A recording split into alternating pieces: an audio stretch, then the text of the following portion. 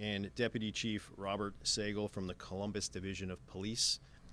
So we're here today to discuss the indictment of 8 men who are charged in 2 conspiracies related to the plot to kill federal government officials and other members of the public who attended the Ultimate Fighting Championship, or UFC Freedom 250 event in Washington, D.C. at the White House on June 14th.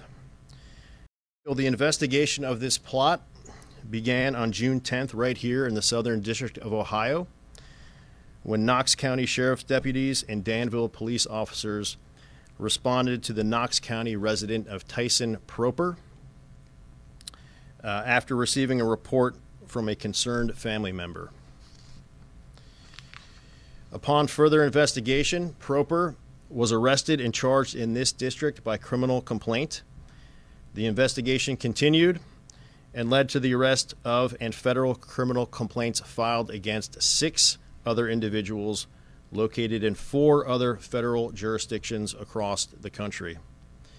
Those individuals are Abraham Alvarez, Daniel Eskridge, William Faulkner, Jordan Rinker, Brian Roa, and Michael Thomas.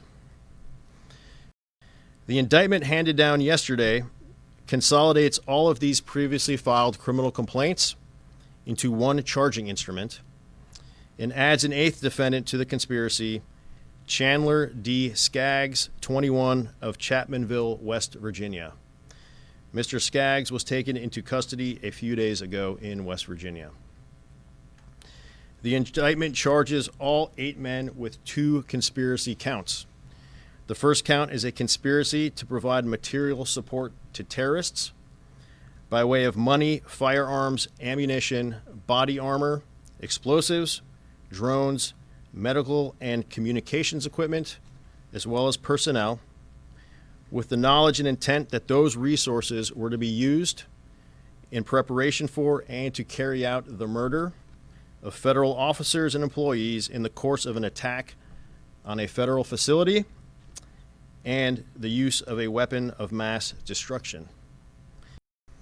The second count is a conspiracy to commit murder on federal government territory and to murder a federal government official, including the President of the United States, the Vice President of the United States, and members of Congress. That second count is punishable by up to a lifetime of imprisonment. There's some information in those indictments about meetings that occurred. In particular, there's a meeting, I think it was on June 13th, between one of the subjects in Nebraska, Alvarez, and a Missouri-based subject. I think it was Mr. Rinker. So they did meet up, and certainly we have information in our complaints and in the indictment talking about how there were plans to meet up, plans for Mr. Proper to drive to West Virginia to meet up with another individual, Mr. Skaggs, in West Virginia, and one of the subjects out, or the defendants out in California, Mr. Roa, having gotten in a car, planning to drive to pick up other members of the conspiracy. But a lot of the communication, obviously, is laid out in the complaint and the indictments was online through messaging apps and things of that sort. Yeah, so we have 2 folks that are being held here in this district right now.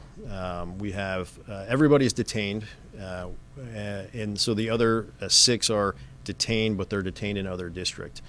2 of those 6 are detained on our charges here.